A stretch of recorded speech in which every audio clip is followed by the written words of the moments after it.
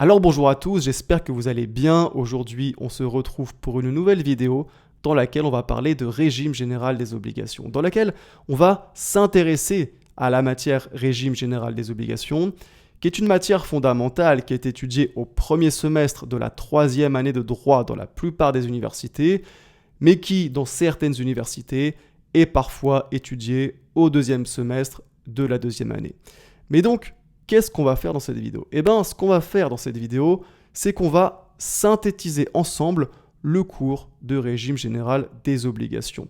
Quel est le but? Eh bien, le but, c'est que vous quittiez la vidéo avec vraiment une bonne vision d'ensemble, une bonne vision globale de la matière, ce qui vous sera très utile pour bien comprendre cette matière et réussir vos examens. Et donc, sans plus attendre, c'est parti, on commence la vidéo. Alors déjà, pour commencer, il faut comprendre ce qu'est le régime général des obligations. Il faut comprendre ce qu'on entend par régime général des obligations. Et pour bien comprendre ce qu'est le régime général des obligations, il faut d'abord comprendre ce qu'est une obligation. C'est absolument essentiel.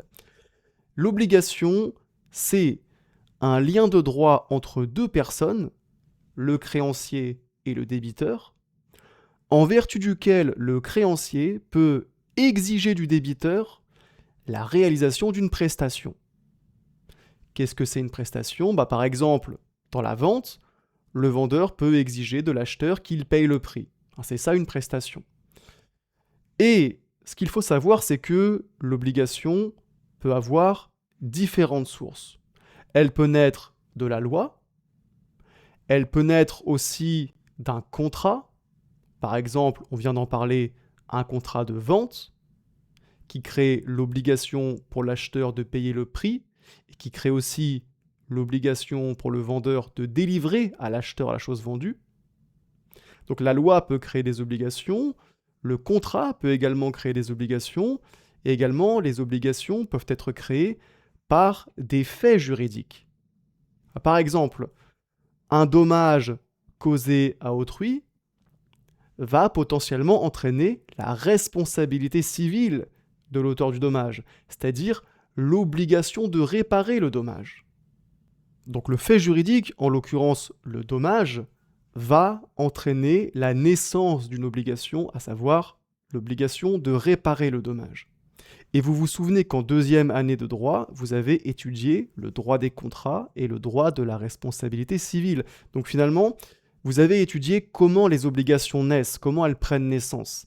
Et le cours de régime général des obligations, c'est finalement la suite logique du droit des contrats et du droit de la responsabilité civile.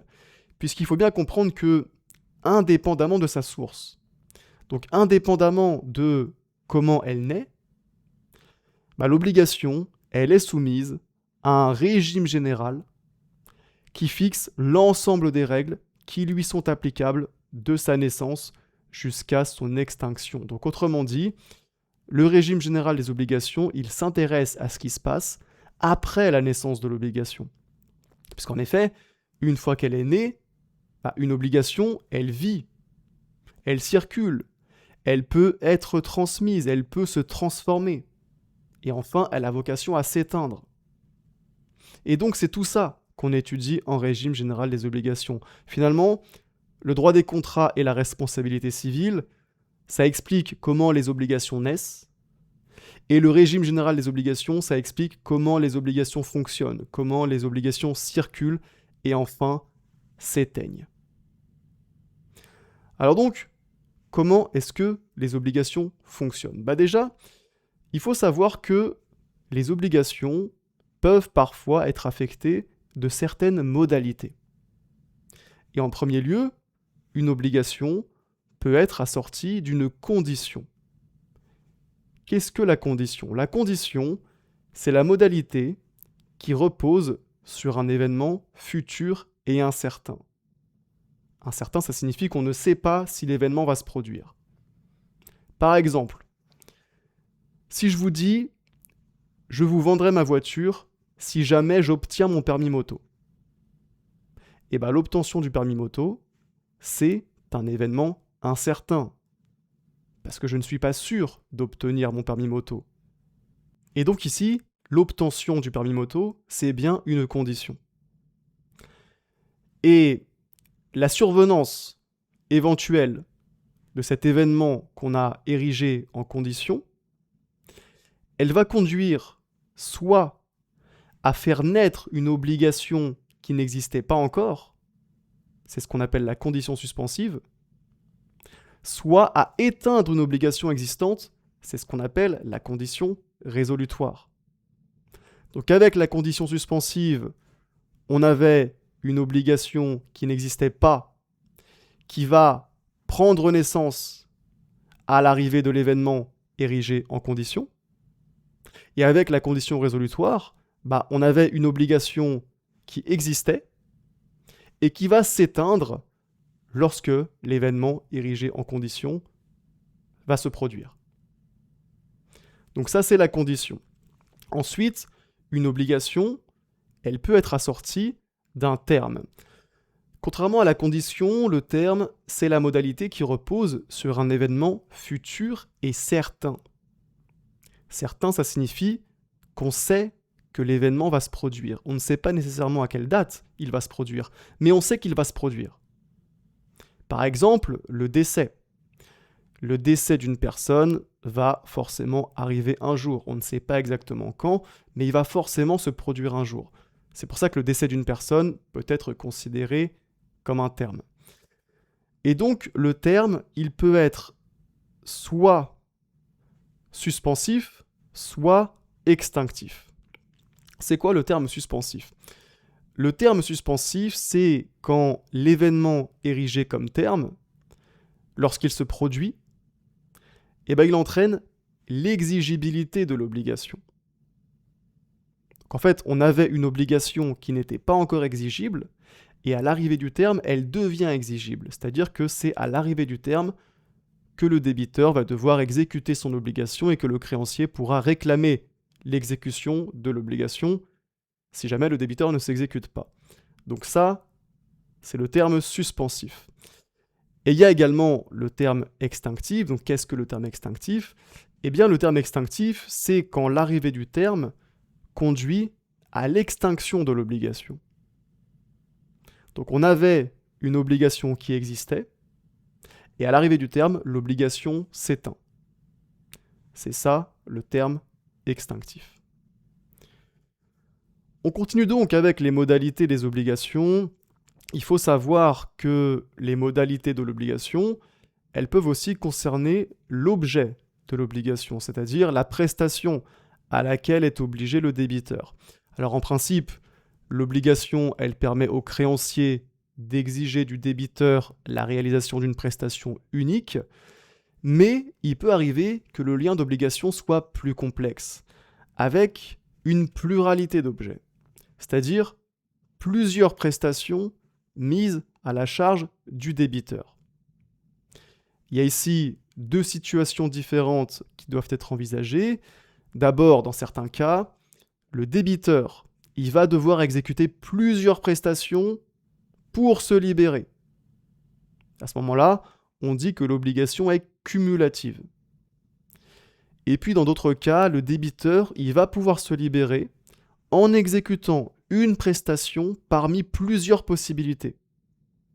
Et cette hypothèse, elle se divise elle-même en deux, avec d'un côté les obligations alternatives et de l'autre côté les obligations facultatives.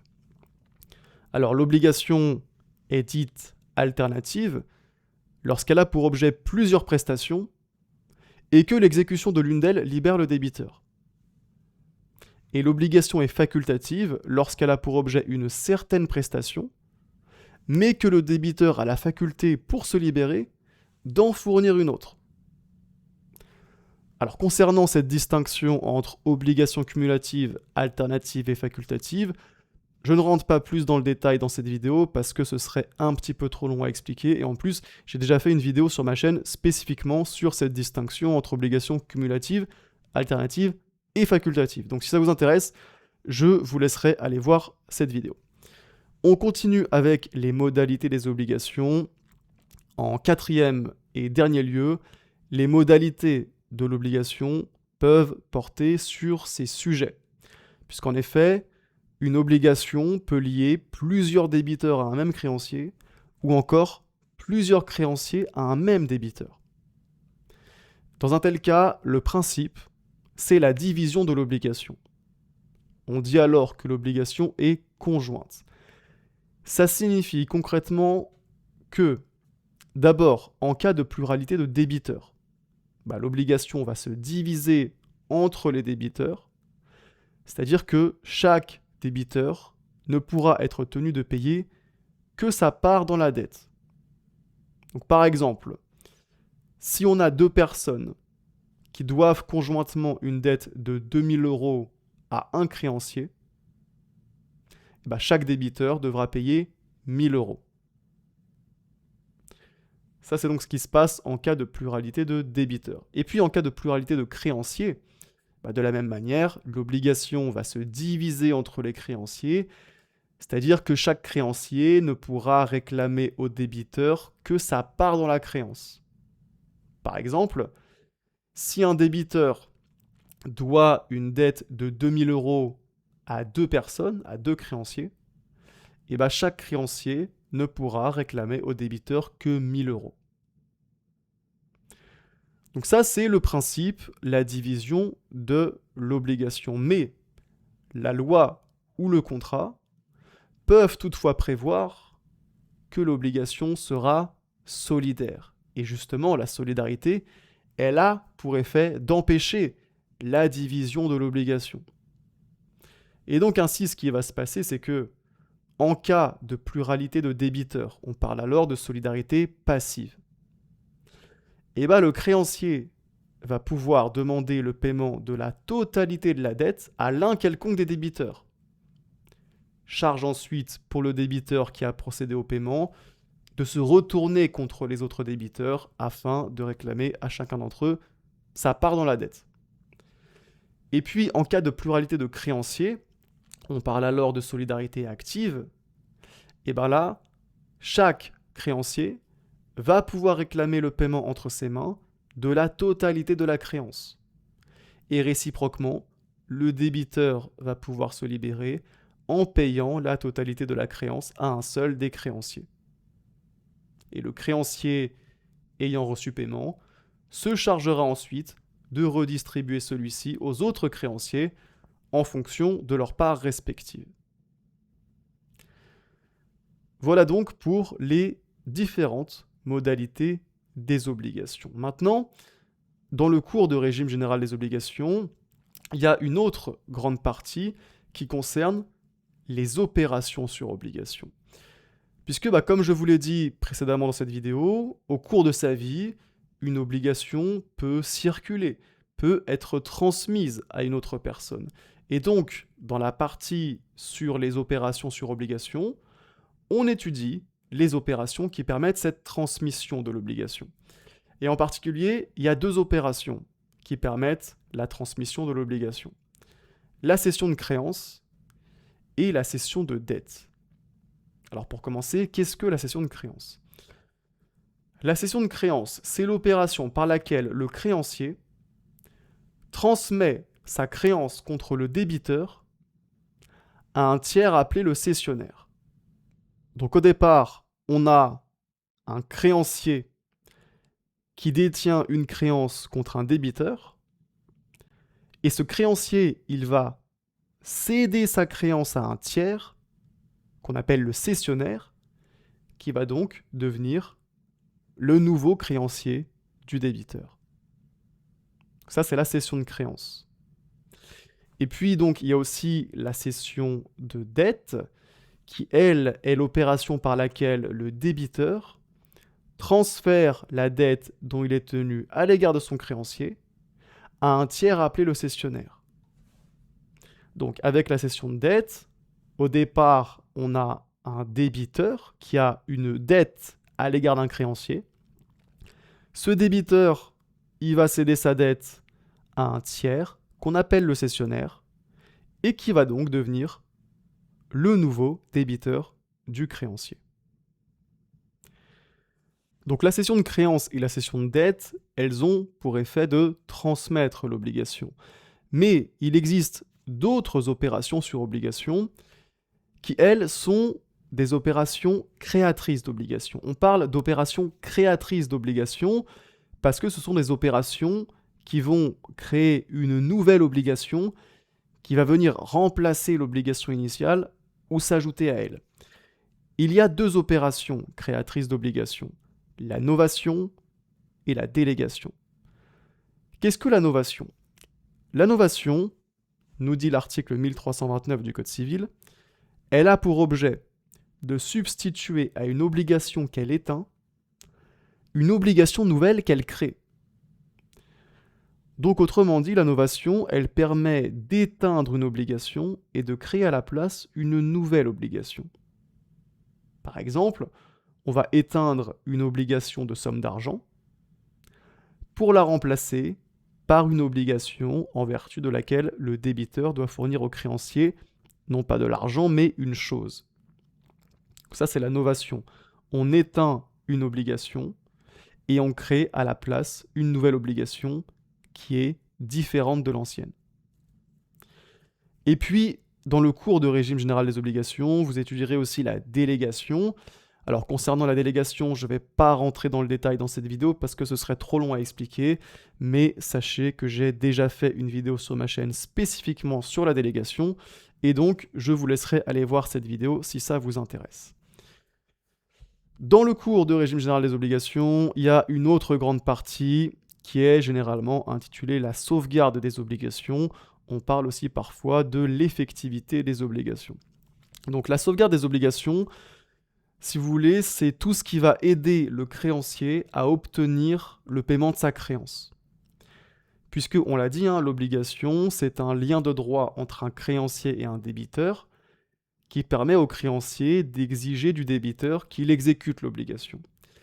Mais qu'est-ce qui se passe si le débiteur n'exécute pas son obligation ? Qu'est-ce qui se passe si le débiteur ne paie pas sa dette au créancier ? Eh bien, si le débiteur n'exécute pas son obligation, il va devoir en répondre sur son patrimoine. En effet, l'article 2284 du Code civil nous dit que quiconque s'est obligé personnellement est tenu de remplir son engagement sur tous ses biens mobiliers et immobiliers, présents et à venir. Ça, c'est ce qu'on appelle le droit de gage général des créanciers.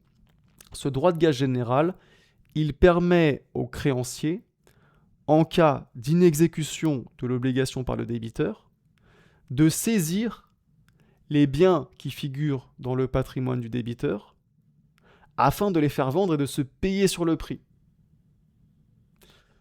Donc ce droit de gage, il est assez puissant et généralement, il va permettre au créancier d'obtenir son paiement.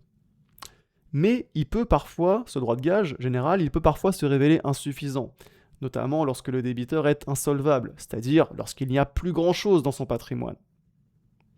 Et le créancier, il dispose alors de plusieurs actions pour tenter de préserver le patrimoine du débiteur et donc maintenir ses chances d'obtenir le paiement. Premièrement, lorsque le débiteur est inactif et laisse son patrimoine dépérir en négligeant d'exercer ses droits, le créancier y dispose de ce qu'on appelle l'action oblique, qui va lui permettre d'exercer pour le compte de son débiteur les droits que celui-ci détient à l'encontre de ses propres débiteurs.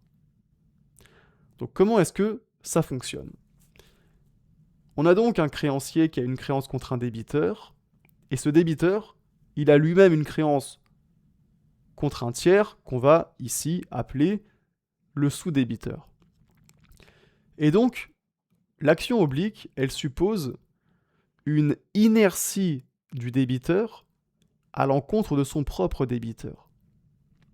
C'est-à-dire que le débiteur, il ne prend pas les mesures adéquates afin d'obtenir le paiement de sa créance auprès de son débiteur. Il est passif, il est inactif. Et bien dans un tel cas, le créancier, il va pouvoir exercer l'action oblique à l'encontre du sous-débiteur. Concrètement, il va exercer pour le compte de son débiteur les droits que le débiteur devrait normalement exercer à l'encontre du sous-débiteur s'il n'était pas passif, s'il n'était pas inactif. Donc il va exercer les droits du débiteur à sa place. Et donc, ce qui va se passer, c'est que le sous-débiteur va être contraint de payer le débiteur. Et donc finalement, avec l'action oblique, le créancier il va pouvoir préserver le patrimoine de son débiteur et donc protéger son gage. Donc ça, c'est l'action oblique. Et puis ensuite, autre action à la disposition du créancier, c'est l'action polienne, qui elle va être utile lorsque le débiteur organise lui-même son insolvabilité. Donc dans un tel cas, le créancier il disposera alors de l'action polienne qui va lui permettre de rendre inopposable un acte d'appauvrissement frauduleux du débiteur. Alors déjà pour commencer, qu'est-ce qu'un acte d'appauvrissement ? Un acte d'appauvrissement, c'est un acte qui diminue la valeur du patrimoine du débiteur. Par exemple, ça va être le cas si le débiteur fait une donation d'un de ses biens à un tiers. Il va alors diminuer la valeur de son patrimoine. Ça peut être aussi le cas si le débiteur vend un de ses biens à un tiers, mais à un prix inférieur à la valeur réelle du bien. Là encore, il va diminuer la valeur de son patrimoine. Donc c'est ça un acte d'appauvrissement. C'est un acte par lequel le débiteur va diminuer la valeur de son patrimoine. Et on dit que cet acte d'appauvrissement, il est frauduleux parce que le débiteur le fait dans le but d'organiser son insolvabilité. Il le fait dans le but de ne pas pouvoir payer sa dette au créancier. Et donc, en cas d'acte d'appauvrissement frauduleux du débiteur, le créancier, il va alors pouvoir utiliser l'action polienne afin de rendre l'acte inopposable à son égard. Et donc ainsi, le créancier pourra faire comme si l'acte n'existait pas. Concrètement, pour lui, le bien objet de l'acte sera réputé ne pas avoir quitté le patrimoine du débiteur. Et donc, il pourra concrètement faire saisir le bien objet de l'acte, même si officiellement ce bien a quitté le patrimoine du débiteur. Voilà, on va maintenant pouvoir passer à la dernière grande partie du cours de régime général des obligations qui concerne l'extinction des obligations. Mais juste avant, je fais une petite parenthèse. Sachez que cette vidéo que vous êtes en train de regarder, c'est simplement une esquisse. C'est simplement un résumé très très synthétique du cours de régime général des obligations, afin d'avoir une vision globale et de comprendre les grandes lignes. Mais si vous voulez vraiment réviser efficacement et comprendre en profondeur le régime général des obligations, si vous voulez vraiment mettre toutes les chances de votre côté pour réussir vos examens dans cette matière, eh bien, vous avez dans la description de cette vidéo mon pack de fiches de révision en régime général des obligations, qui comprend 20 fiches de révision, qui sont claires, qui sont synthétiques, qui sont également complètes, et qui résument vraiment parfaitement le régime général des obligations. C'est donc un pack de fiches qui vous sera vraiment très utile pour réviser efficacement et bien comprendre cette matière difficile qu'est le régime général des obligations.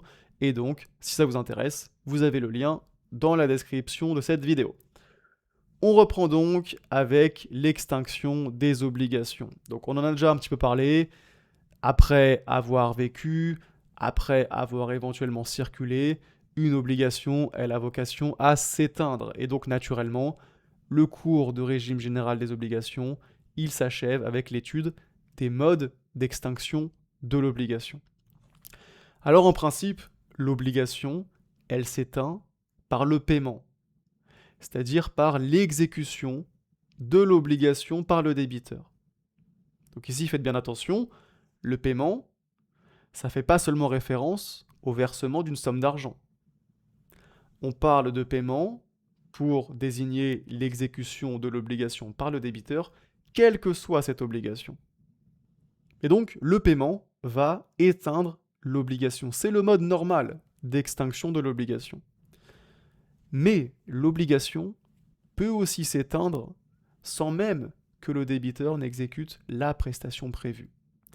Et il en est notamment ainsi en cas de dation en paiement, de compensation, de confusion, de remise de dette et de prescription extinctive. Alors, on va maintenant expliquer en quoi consistent ces différents modes d'extinction de l'obligation. En ce qui concerne d'abord la dation en paiement. La dation en paiement, c'est lorsque le créancier accepte de recevoir en guise de paiement autre chose que ce qui lui est dû. Et le débiteur va alors exécuter une prestation différente de celle qui était initialement prévue. Et après exécution de cette prestation, l'obligation sera éteinte. Par exemple, imaginons, vous me devez 1 000 euros. Vous n'avez plus d'argent pour me rembourser, mais vous possédez une montre d'une valeur d'environ 1 000 euros.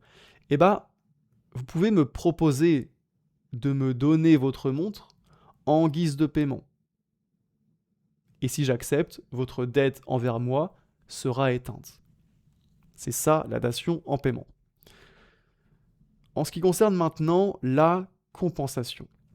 Alors la compensation, c'est l'extinction simultanée d'obligations réciproques entre deux personnes. La compensation, elle vise donc à jouer lorsque deux personnes sont à la fois créancières et débitrices l'une de l'autre. Et à ce moment-là, leurs obligations vont s'éteindre à due concurrence de la plus faible. Qu'est-ce que ça signifie ? Par exemple, imaginons, on a A qui doit 10 000 euros à B. Et on a B qui doit également 7 000 euros à A. Eh bien, avec la compensation, ce qui va se passer, c'est que la dette la plus faible va tout simplement s'éteindre. Donc en l'occurrence, la dette de B envers A à hauteur de 7 000 euros va s'éteindre. Et en ce qui concerne la dette de A envers B, eh ben, cette dette va être réduite d'un montant de 7 000 euros.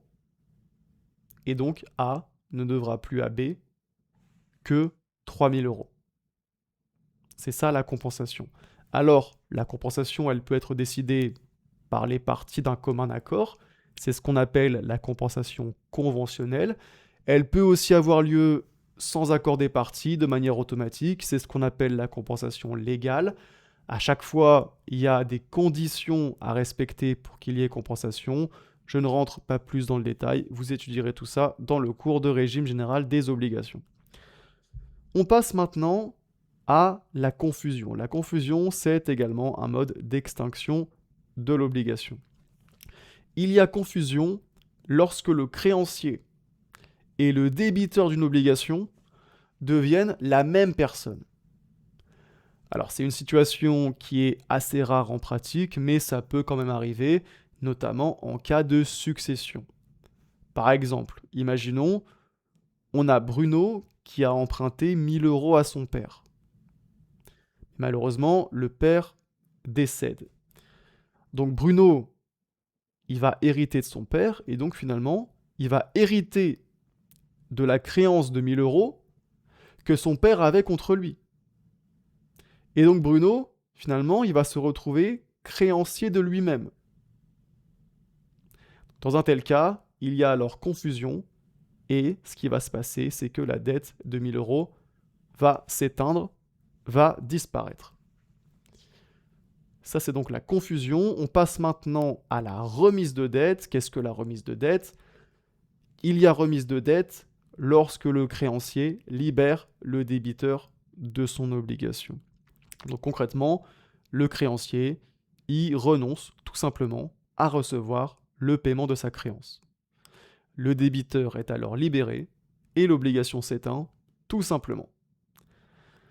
Et puis, dernier mode d'extinction de l'obligation, c'est, comme on l'a dit, la prescription extinctive.